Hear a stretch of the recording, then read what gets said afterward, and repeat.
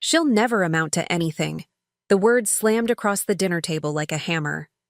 My father's voice was steady, almost casual, but it felt like a blade slicing through me.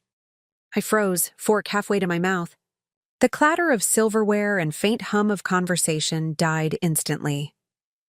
Before we begin, drop a comment and tell us where are you from and from which city you're watching our videos. And after watching the whole video, don't forget to tell us what would you do in this situation? Be honest. Tell me in the comments below. We read every comment. Let's begin. Mom didn't argue. She gave a tiny nod, lips pursed as if she'd known this truth all along. My sister, perfect little Amanda in her designer dress, smirked, swirling her wine like she was toasting to my failure. I swallowed hard. Heat burned my throat, and a lump pressed against my chest, but I forced my hands to stay steady. The air felt thick, suffocating. Every eye at the table, aunts, uncles, cousins, had darted toward me, waiting for my reaction. "Dad," I whispered, my voice breaking before I could catch it. "Why would you—" He leaned back in his chair, crossing his arms. "Because it's true, Natalie. Look at you.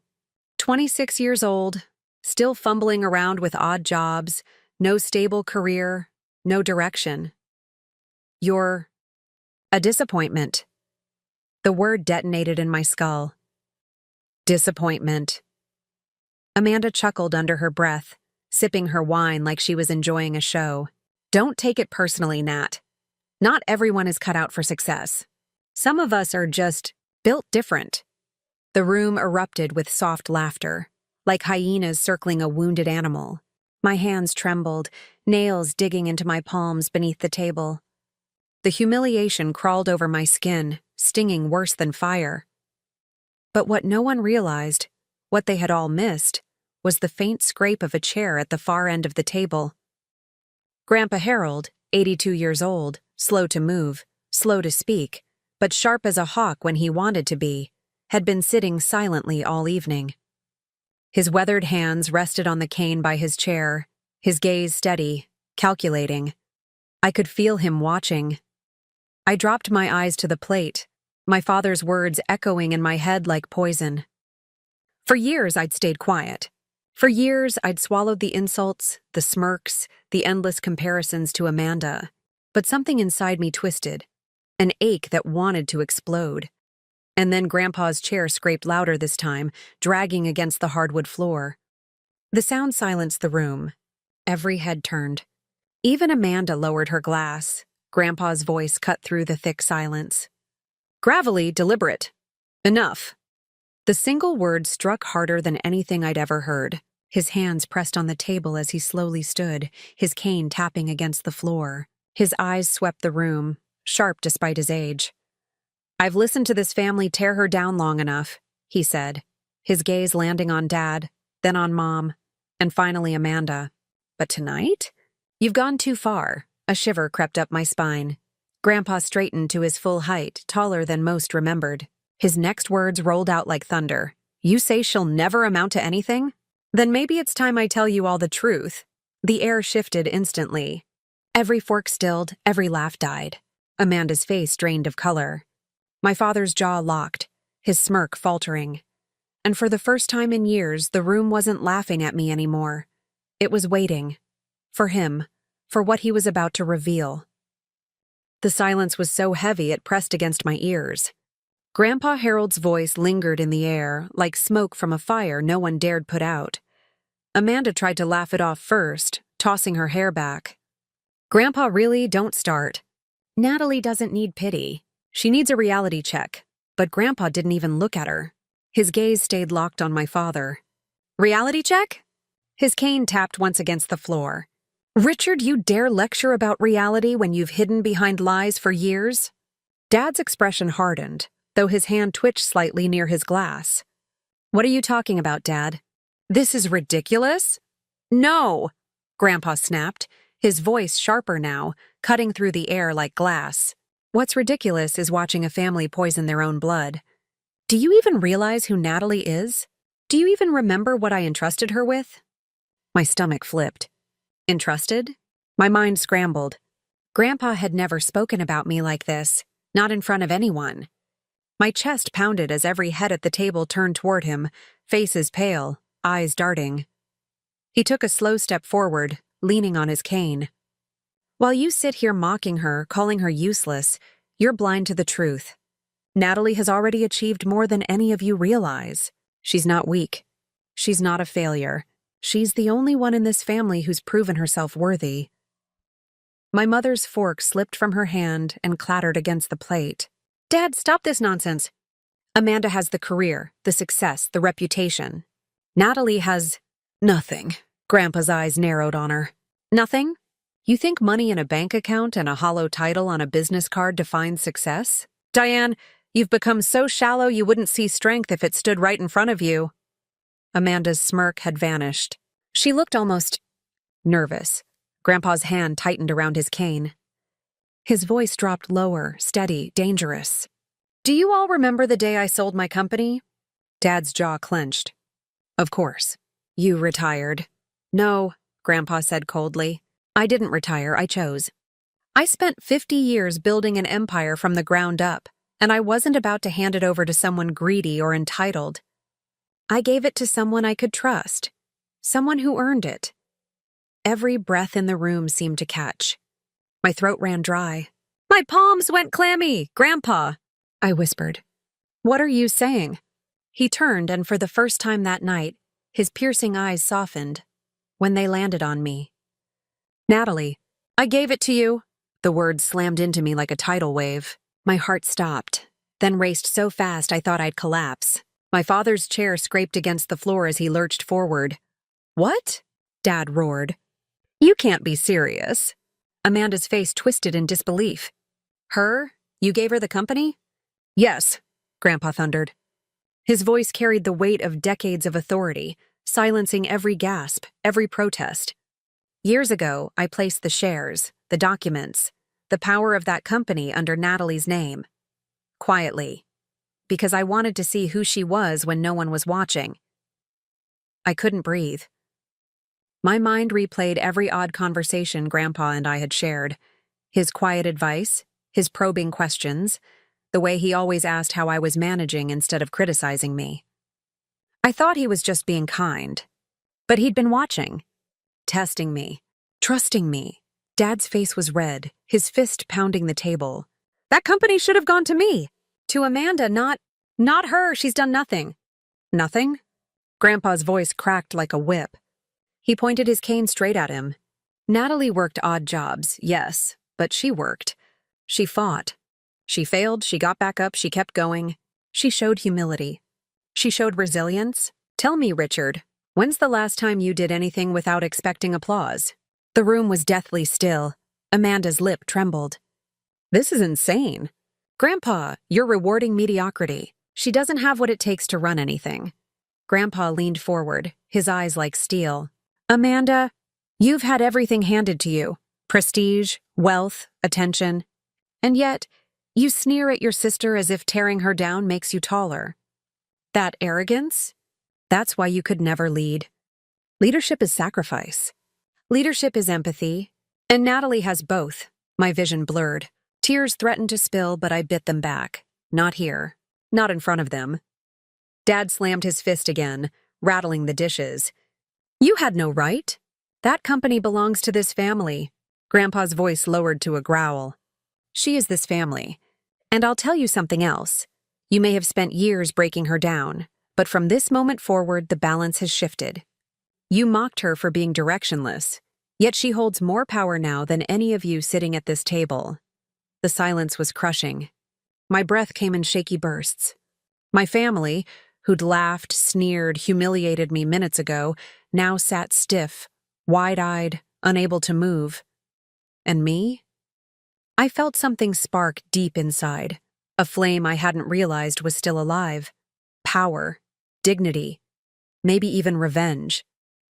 Grandpa's cane struck the floor one last time, echoing through the dining room. This is Natalie's era now, and you'd all better remember it. I sat there trembling, the world shifting beneath me. For the first time, their laughter wasn't louder than my heartbeat. For the first time, they looked afraid.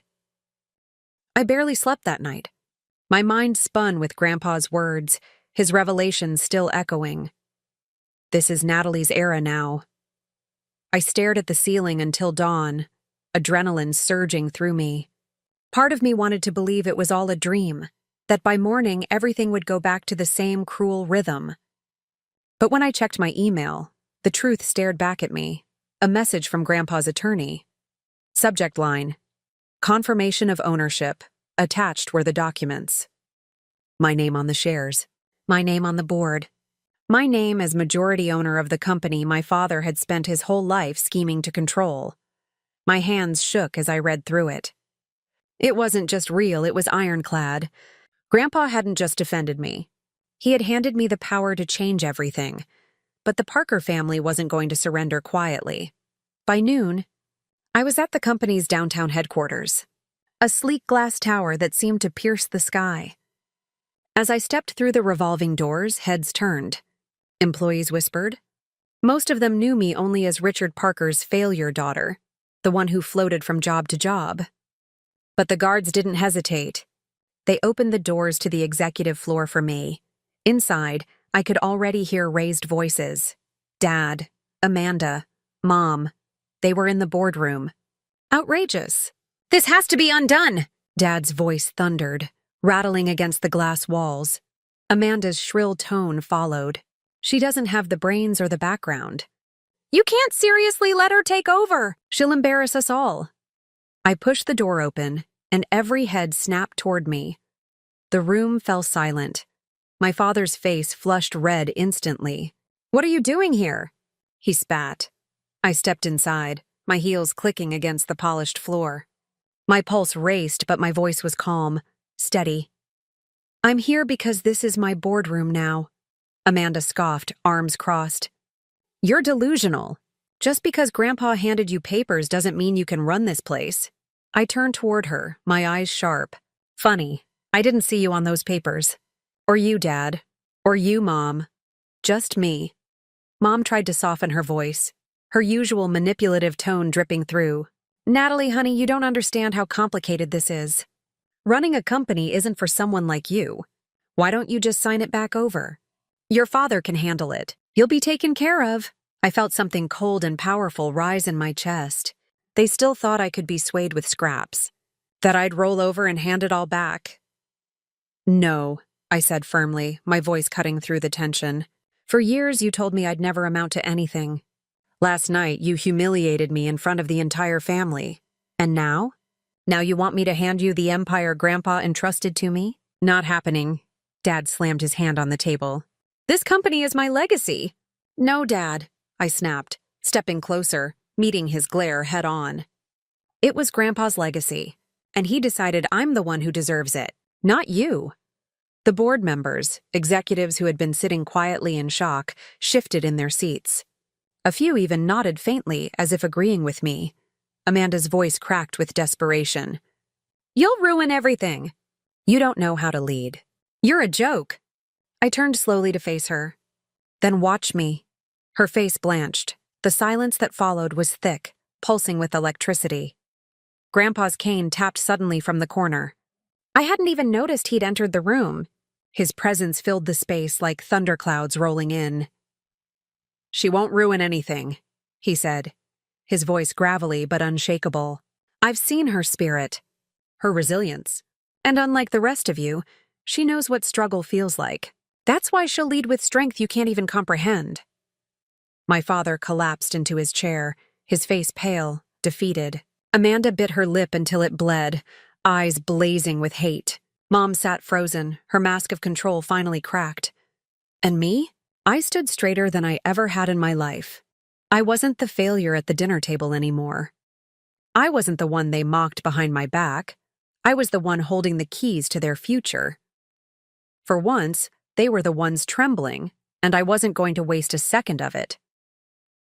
The boardroom smelled of tension, like sweat, fear, and something burning unseen. My family sat frozen, stripped of the smug confidence they had worn all my life.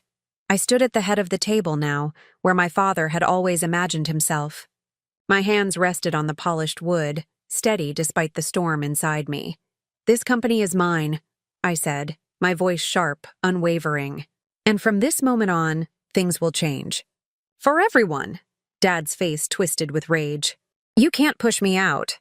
I built relationships here. These people know me. Know you as what? I cut in. A man who barked orders and took credit for other people's work? You think loyalty is fear? That's not leadership, Dad, that's rot. And it ends today. Amanda leaned forward, her nails digging into the table. You don't get it, Natalie. You don't belong here. You'll humiliate yourself in front of the entire industry. I turned my eyes on her, cold and deliberate. I'd rather risk humiliation than keep living a lie. You're so terrified of me succeeding because you've built your whole identity on me failing. But look around, Amanda. You're the one invisible here. Her breath caught, her bravado cracking. Mom finally spoke, her voice desperate, trembling. Natalie, don't do this. You'll regret it. Family should stick together, I laughed softly, bitterly. Family? You only called me family when it suited you. Last night you nodded when Dad called me nothing. You laughed when Amanda mocked me. That wasn't family, that was cruelty. The room went still again. Grandpa's cane tapped against the floor. His voice carried the final nail in the coffin. Natalie doesn't just belong here. She owns here. And if any of you dare undermine her, you'll find yourselves without a seat at this table. Dad's shoulders sagged, his power crumbling in front of everyone. Amanda stared down at her lap, pale, silent. Mom pressed her lips tight, her eyes glistening. But me, I felt the fire in my chest turn into steel. I straightened, locking eyes with every executive in the room. This isn't about revenge. This is about respect. And I promise you, I will fight harder for this company than anyone ever has, because I know what it means to claw my way up from nothing. I know what it means to be dismissed, mocked, and underestimated. And I know what it means to prove people wrong. The executives exchanged glances. One by one, they nodded. Subtle, certain. The balance had shifted completely. I walked toward the massive windows overlooking the city, my reflection tall against the glass. For the first time, I saw myself not as the forgotten daughter, not as the family scapegoat, but as someone powerful. Someone unstoppable. I turned back. My voice was calm, almost eerily so. Dad, Amanda, Mom, you don't control me anymore. You don't define me. I define myself. And from this day forward, you answer to me. The silence was deafening. Dad's mouth opened, but no words came. Amanda blinked rapidly, fighting back tears of fury. Mom looked away, as if unable to face me. And me? I walked out of that boardroom, each step echoing like thunder, knowing their world had just collapsed. Grandpa followed slowly behind, his cane tapping rhythmically. He leaned close enough for only me to hear and whispered, I told you, Natalie. It's your era now. Don't ever let them take it back.